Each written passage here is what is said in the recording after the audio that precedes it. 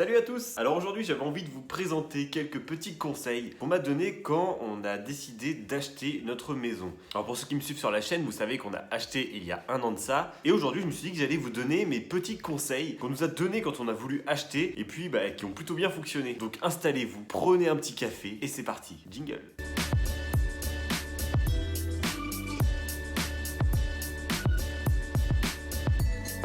Alors pour la petite histoire, nous on a emménagé ici il y a 1 an. Donc à l'époque on a vu l'annonce de la maison sur Facebook en plein premier confinement. Donc on voyait tous les commentaires en fait qui disaient oui cette maison elle est pour nous. Bah cette maison elle est pour nous hein. Ah celle-là là.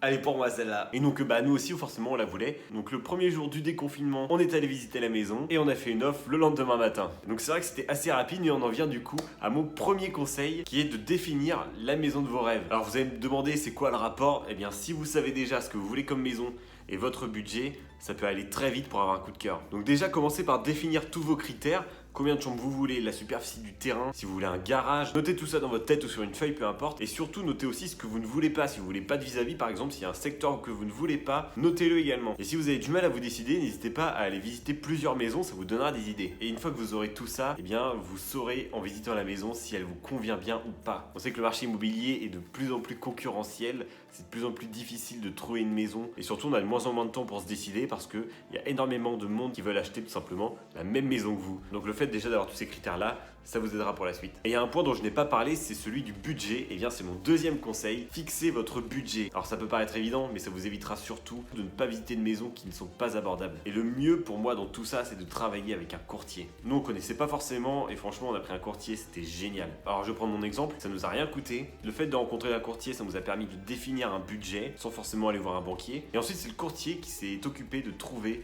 les banques pour nos offres de prêt. Que demande le peuple? Et du coup, ça permet également de comparer un peu tous les taux qui se font sur le marché. Donc ça fait beaucoup moins de travail parce que vous n'avez pas toutes les démarches à faire pour les banques. Vous envoyez votre dossier une fois avec le courtier, vous le voyez ensemble, vous avez un budget qui est déjà établi.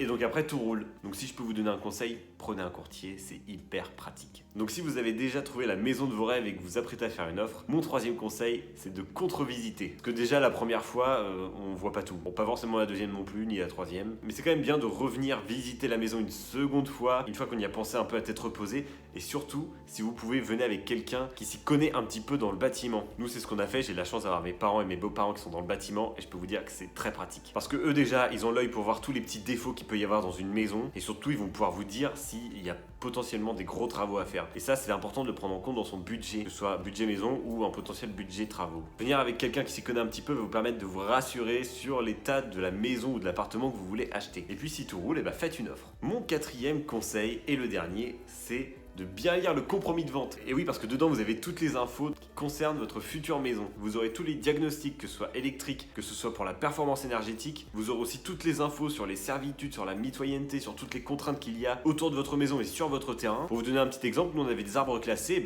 Je savais pas qu'avec des arbres classés, on pouvait pas faire ce qu'on voulait. Ça vous renseigne aussi sur la mitoyenneté si vous avez des murs mitoyens ou une haie mitoyenne. Ça vous donne pas mal d'infos et des fois, il y en a certaines qui sont plus importantes que d'autres. Donc pensez bien à lire votre compromis de vente avant de signer. Voilà donc pour mes petits conseils. Vous êtes pas obligé de les suivre, je vous en voudrais pas. Mais c'est juste que moi, c'est des conseils qu'on m'a donnés quand j'ai acheté. Et c'est des conseils qu'on a suivis surtout et qui ont fonctionné pour nous. Donc n'hésitez pas à les reproduire si ils vous ont plu. En tout cas, si cette vidéo vous a plu, n'hésitez pas à lâcher un petit pouce bleu comme d'habitude. Et surtout à vous abonner à la chaîne si ce n'est pas encore fait. On atteint les 200 abonnés, c'est génial. Alors pour beaucoup, c'est que dalle, mais moi je suis très content. Merci beaucoup d'avoir regardé. J'espère qu'on se retrouvera dans le jardin très vite. Parce que là, vu le temps, c'est pas terrible. Merci d'avoir regardé et à bientôt. Ciao!